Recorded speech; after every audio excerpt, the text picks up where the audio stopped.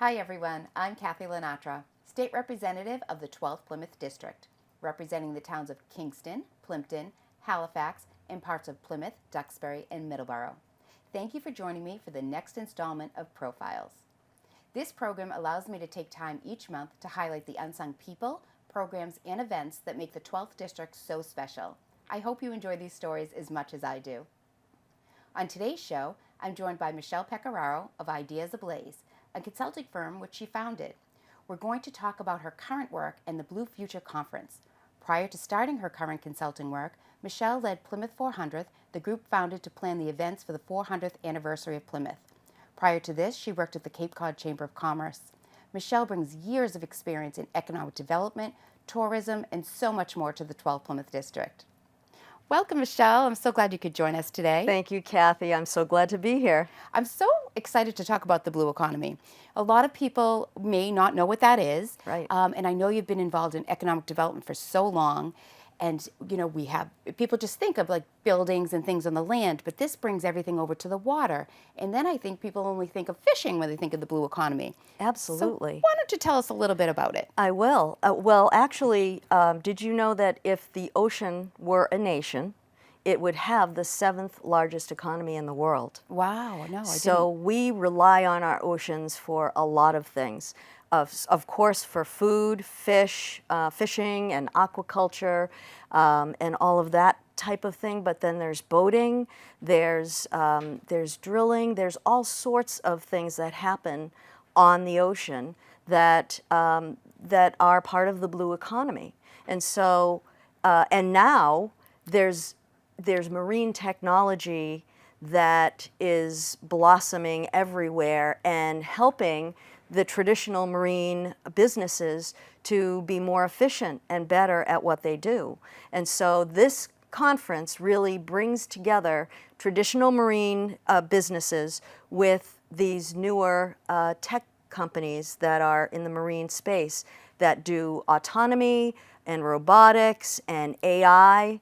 And so we are putting those two together in order to start a conversation here in Plymouth and all around our whole area, all of our coastal communities, to really elevate that economy for the future. It's so exciting. Hence the blue future. So you mentioned autonomy. So I know about the autonomous ship, and I don't know if everybody knows about that, because that is fascinating to me. When I first heard about it, you called and told me about it, I'm thinking there must be somebody with a remote control somewhere that is, piloting this boat across the ocean, but that's not the case. Can you explain about the ship? Sure. So, so the Mayflower autonomous ship, or we call it MAZ, was the brainchild of Brett Phaneuf, who is the creator of it. And he lives over in Plymouth, England, but he's from Massachusetts originally. Oh, interesting. And he, for the 400th anniversary, thought, why would we build a replica again of the Mayflower? Why not build a ship for the future? And so the Mayflower autonomous ship was born.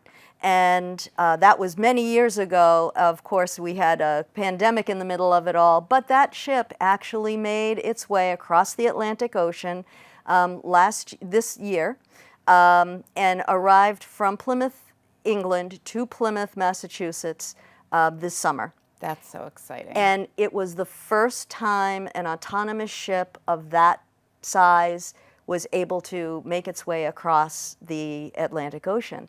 And so a lot of people think, well, somebody had a remote control and was guiding it there, and that's not the case. The ship actually is involved in machine learning, and that is AI, and that's where the ship can actually make decisions based upon the data that it has been loaded with and receives as it's traveling. And so it knows the difference between a whale and a floating, plastic island, for example, or it knows the difference between a freighter and an oil rig. Wow. How long did that take? Well, if funny enough, it didn't. Should you would think it would have taken a lot less than the Pilgrims when they came over on the Mayflower in 1620. However, it took almost the same amount of time. It took about 60 days. Wow. It is an experiment. The Mayflower autonomous ship is an experiment, and but it's a research vessel. So all the time it was coming across, no matter what was going on with the ship, it was collecting research. That's great. And so we're going to hear from Brett Phaneuf at the Blue Future Conference about what research it collected and what they learned from the experiment of it coming between Plymouth and Plymouth. And was the boat, the autonomous ship, was it filming as well? Was it? Yes. Like, so there are several cameras on board, and it does film. It did film, along the way. And there was a dashboard. I say was because right now it's at Woods Hole Oceanographic Institute getting refitted so that it can do research with them, kick off next year with some research with them. Oh, that's exciting so it's too. not here in Plymouth right now, but it is it's absolutely a great experiment, a grand experiment that really we can learn from. And so having Brett at the Blue Future Conference is a phenomenal thing. We also, right here in Plymouth in Cordage Park, we have some companies that are marine technology companies. Green Sea Systems, Bayonet Ocean Vehicles, and Armok Robotics. And they're all owned by, they're all led by CEO Ben Kinnaman. Oh, so all of them. I didn't realize Yes. that. I pass, so I have an office in Cordage, and I pass the robotics, so I try to look in the window every now and then. It's fascinating because they're right there. They're right there, and they're doing testing and experimentation with those vehicles right there. And so Ben Kinnaman, who is the CEO of all those companies, is our keynote for the first day. Oh, wonderful. So, and then we have several breakout sessions on the blue workforce, because if you're going to, promote a marine economy, you need a workforce that can support that. And so we do have a student portion from 9 to 11 on the Monday of the conference. That's perfect. So Yeah. workforce development. They're going to talk about workforce development. Yes. And yes. are those the students, the high school students that you and I had discussed previously? Yes, we have students coming from Plymouth schools, Algonquin Heights. We invited the schools from Carver and Duxbury and Carver, Duxbury, Silver Lake, and Nice. Plymouth schools. Wonderful. And then we also reached out to Brockton High School Oh, I think that's fantastic. and the charter school. That's fantastic because this is the new wave, right? This Absolutely. Is looking into the future. We're always talking about workforce development and economic development, and there's going to be new jobs. There's so many jobs that are phasing out that we don't really need anymore, but there's so many coming with the Right. blue economy, with the green economy. So this is a great opportunity for these students to see what is going to be out there. Right, so training and then retraining, because we have people in our workforce that are certainly capable, but their jobs have become obsolete Right. or they've aged out of them. And so there's opportunity for everyone. We do have several colleges coming, local colleges. Great. We're not inviting the big schools yet, but we are going to do this year over year. So we will have this conference, and we will probably include other things like wind energy, green economy as well. But we're kicking it off with the blue economy because our harbor here has been notoriously not deep enough for big ships, etc. However, with marine technology, this is the perfect harbor. A nice shallow harbor is the perfect place that we can test autonomous vehicles and robotic vehicles. So we have a great place here in Plymouth for that, and it's vast. And it's the whole, so I represent a lot of towns on the coastline. Absolutely. And starting right now at Duxbury all the way down to Plymouth, and we have Kingston has a big oyster farm. They do a Right. lot of oyster farming there too. Right. So it's just such a great area, especially Plymouth. Plymouth is just bursting Absolutely. right now with opportunity. Well, when we talk about economy, we have notoriously for years relied on tourism, which has been my place in the economic development for many years, over 25 years. And but we all know that can be not sustainable at times when we are in a recession, when we have a pandemic, yeah. when planes fly into the Twin Towers. I mean, those are all during the Boston Marathon bombings. Right. People don't travel to those places Right. when those things are going on. So we have. It is not a sustainable, really sustainable economy. So having this marine economy will help people, will help our town, these towns all around us, to retain their talent, retain their children as they grow and have their own families. And make it affordable, because the marine tech jobs are pretty lucrative in many ways. They're good paying jobs. They're good paying jobs. Which is jobs. nice. And, being a mother, we both have sons. Yes. And I want to keep my sons close by. But again, housing is so expensive. And, Right. To work, my oldest works in the city. And, I would love him to work closer. And maybe there'll be more opportunity for him there.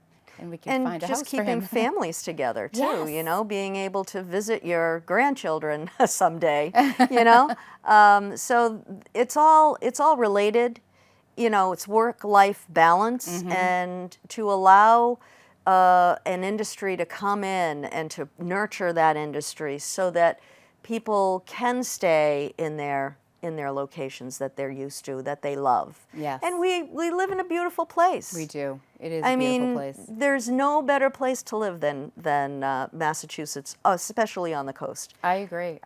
And, Plymouth is so close to my heart because there's so much to do there. That's right. There's just so many arts and just there's so much in Plymouth. And I think that adding this will keep more people here to enjoy. So I think that's exciting. So tell us about the conference, when it is, yes, and how people can sign up. And then what if you talk about the breakout sessions, if you know what they are? Absolutely, yes, I do. So the conference is October 24th and 25th. There's a student session from 9 to 11, but the conference itself starts at noon. And we start with lunch and Ben Kinnaman as our keynote. And then we have a breakout session on day one, which is, we call it Ocean Harvest. So it's aquaculture and kelp production mainly, but fishing and other, things that are grown. We have a woman in Duxbury that makes salt. Oh, yes. Out of the ocean. I know them well. I went to visit their business, and my colleague and your friend Josh Cutler actually gave that as a Christmas gift last year. It's perfect. They're amazing. And it's so great to be able to say we really do have an aquaculture, an ocean harvest here that can sustain us.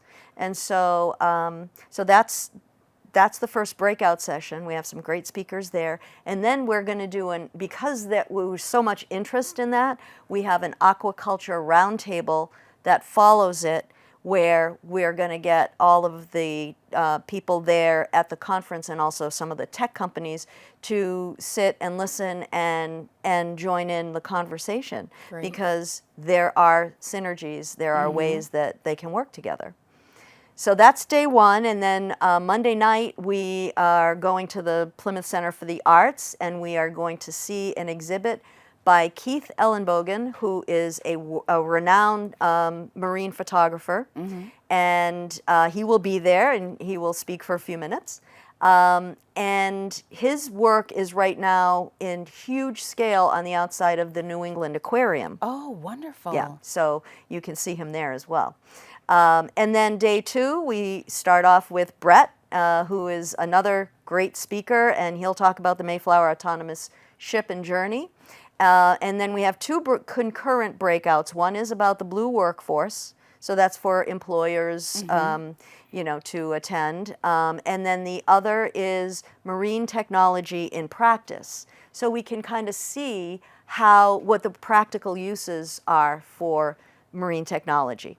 Wow. And then we have a little break, and we have a very special, and I can't announce her yet, but a very special keynote speaker to wrap up the conference on Tuesday. And stay tuned, because we'll be announcing that in the next few days. Well, I'm sure people are waiting to hear who that person is. No. My gosh, it sounds so exciting. People are going to get a lot out of this. So Absolutely. who can come to this? Anyone can attend this? Anyone can attend this, but anyone who has a marine business or is thinking about it, entrepreneurs. Yeah. As I said, we have a lot of teachers and college professors that are coming as well to the main conference. Anyone really in the technology industry, or if you're just curious about what's new and next in the marine industry, then we invite you to come. It's very inexpensive, and it's 2 days of really, interesting and exciting speakers. And it's a great networking event too. I mean, if you're something you're Absolutely. interested in, Yep. you're going to meet people that are in the field that you can ask many questions to and develop relationships. Yeah. Which I think will be beneficial for the students if they have a chance to do that. Absolutely. Well, we'll have the schools all have resource tables. Oh, that's wonderful. The ones that are coming. I think that'll be a great. Yeah. And where is it being held? It's being held at the Hotel 1620. Of course. And yes, and they have done a really fantastic job in helping us to set it up. And it's going to be fun, and I'm really looking forward to the Monday night reception. I hope that people from, not just people that want to know about the marine economy, but people who are interested in art and photography, because it is a really beautiful. What he does is just gorgeous, but he does it for marine science. I think that I'm looking forward to that myself. Yeah. Actually, I love photography to begin with, and anything to do with the ocean. I grew up with my parents Yep. always had a boat, so we were always out on the ocean. So it's really boaters. dear to my heart. Oh, boaters is another people. Yes, boaters will love this conference. We have the marine trades group coming. Yeah. They will have a table. We have several tables that are tech companies, and we have some tables that are traditional marine businesses. Then we also have some banks who are small business lenders. Oh, that's who are interested in this economy, and they will be there, and they will have tables where you can talk to them. We have SCORE coming, so he can help. Can you tell people what SCORE? I know what SCORE is, but a lot of you hear SCORE and people Yeah. are like, what is that? So SCORE is an organization where people who are retired, who have life experience and work experience that they can share, will sit with, for example, in this case, small business owners or entrepreneurs who want to start, and they will help them along the way to get started in their businesses. It's very helpful for those out there that are interested in starting a business. I want to find out more about it, and I believe it's still in Brockton. Is it still out Yes. of Brockton? They helped me, this is many years ago with my first business, with my business plan, Yeah. with banking, with getting an SBA loan. Right. It was so helpful, and there's no cost. Right. There's no cost to it. And they really open your eyes to what's out there that you can access, because if you don't know, you don't access those loans, those grants, those exactly. things that are and they accessible. become a mentor. And Yeah, he absolutely. became so invested in me, which made me want to do better to impress him. And Yeah. it was a long time ago, but I had such a great experience, and I can't remember how I heard about it. But Service Corps of Retired Executives, is that what SCORE stands for, Yes. I think? But such a huge asset that people are not aware of. And they're I all think volunteers. They're all volunteers. Right. And they're all, most of them have been CEOs or have owned Yes. small businesses. I mean, they're very accomplished. And I have to tell you, my business would not have been as successful as it was if I didn't Yeah. go through SCORE. Yeah, I mean, Mass Hire will be there Oh, Mass Hire, on the another great workforce thing. development panel. We have Cape Cod Community College, who is a sponsor and also has certificate courses and 2-year courses in the marine economy. We have Bridgewater State coming.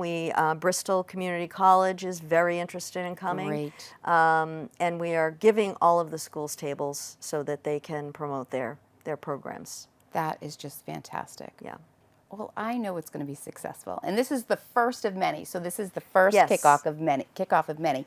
And Stephen Cole, do we have to mention Yes, Stephen? absolutely. Yes? So my partner in this crime is Stephen Cole and the Plymouth Foundation, the Plymouth Economic Development Foundation. So Promare, who I work for, is a nonprofit that brought the Mayflower autonomous ship here, and Stephen and I have joined forces because we see the potential and in this economy, and the fact that we're kind of behind a little bit. So we want to catch up. We want to invite our coastal community partners and fellow coastal communities to come.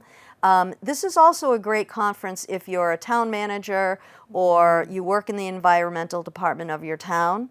Municipal workers would get a lot out of this. So yeah, we invite everybody and anybody who thinks that they want to learn something about the marine economy and where it's going in the future. Well, I have to tell you, I'm very interested. So you will see me there, especially Monday night. I'm looking Yes. forward to that. And I have to thank you for showing up today. You all don't know this, but it is miserable outside today.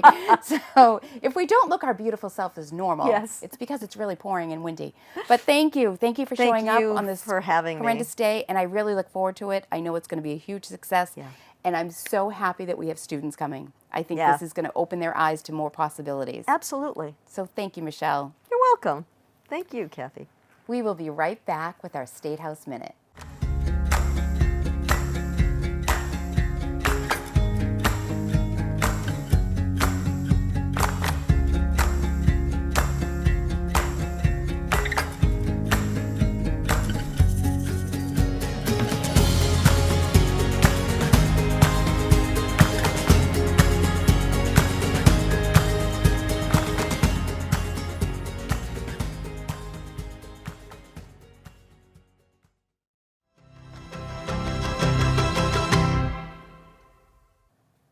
On each episode of Profiles, I like to take a minute to provide a quick update of what is going on up on Beacon Hill.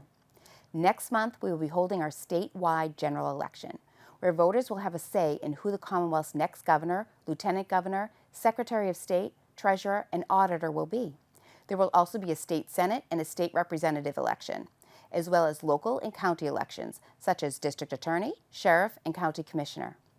Voters will also be asked to vote yes or no on 4 ballot questions pertaining to the Fair Share Amendment, medical loss ratios in dental insurance, liquor licenses, and licenses for undocumented immigrants. I wanted to provide my viewers with some important information regarding these upcoming elections. The deadline to register to vote is October 29th, and the vote-by-mail application deadline is November 1st. Voters who choose not to vote by mail or on Election Day can vote early between October 22nd and November 4th. For times, please go to your local town clerk's website or give them a call. I want to thank Michelle for joining us today and for all she does in moving Plymouth and the South Shore's economy forward. I am looking forward to seeing the bold and innovative new ideas for the blue technology that come out of the Blue Future Conference at the end of October. Plymouth is a growing community that can be a leader in marine technology and innovation, and it's people like Michelle who are doing so much to move this work forward. Thanks for watching, and I hope you'll join us next month for Profiles with myself, Kathy LaNatra.